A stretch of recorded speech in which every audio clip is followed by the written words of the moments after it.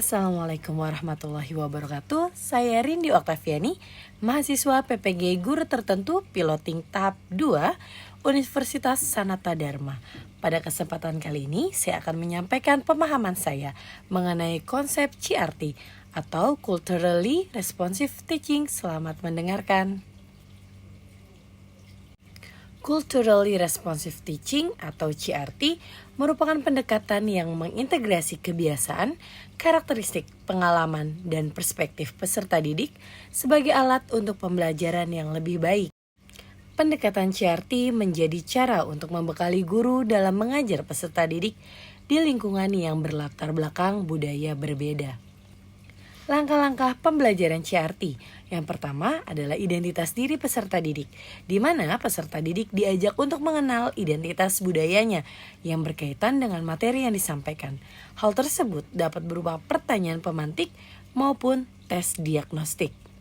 Yang kedua adalah pemahaman budaya, di mana peserta didik mengkonstruksikan pemahaman budaya dengan ilmu pengetahuan baru yang diperoleh dari berbagai sumber.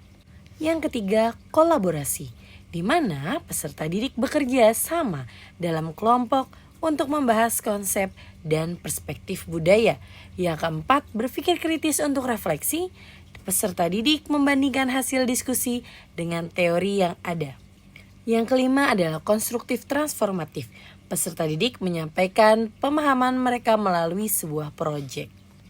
Mengapa CRT penting? CRT dapat membantu siswa untuk mengenali dan menggali budaya mereka. Lalu, CRT juga mengintegrasi budaya, membuat siswa tertarik dalam belajar, dan memudahkan siswa membuat keterhubungan dengan materi yang akan diajarkan. Penerapan CRT pada pembelajaran Bahasa Indonesia kelas 7 dengan materi teks naratif atau fiksi. Yang pertama adalah kenali latar belakang siswa.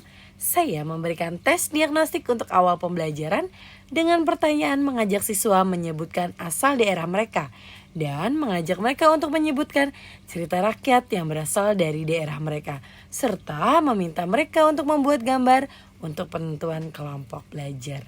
Lalu, menggunakan contoh teks cerita narasi dan fiksi dengan menggunakan cerita rakyat yang berasal dari daerah mereka.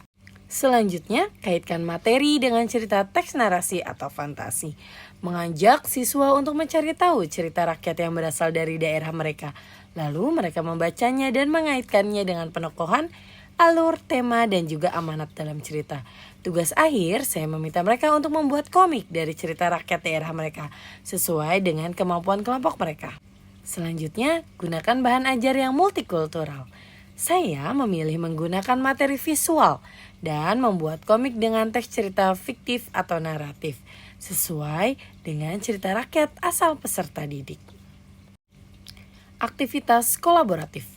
Bentuk kelompok belajar, saya membaginya menjadi 6 kelompok, di mana setiap kelompok mempunyai satu ketua yang ketua tersebut memiliki kemampuan gambar yang baik. Lalu saya meminta siswa untuk membuat komik secara berkelompok dengan melibatkan unsur budaya, yaitu membuat komik dengan cerita tradisional daerah mereka. Dengan menerapkan CRT, kita tidak hanya mengajarkan bahasa Indonesia, tapi juga mengenalkan budaya Indonesia melalui cerita rakyat yang ada di Indonesia. Terima kasih Bapak Ibu Guru hebat sudah menyaksikan video saya kali ini. Salam bahagia.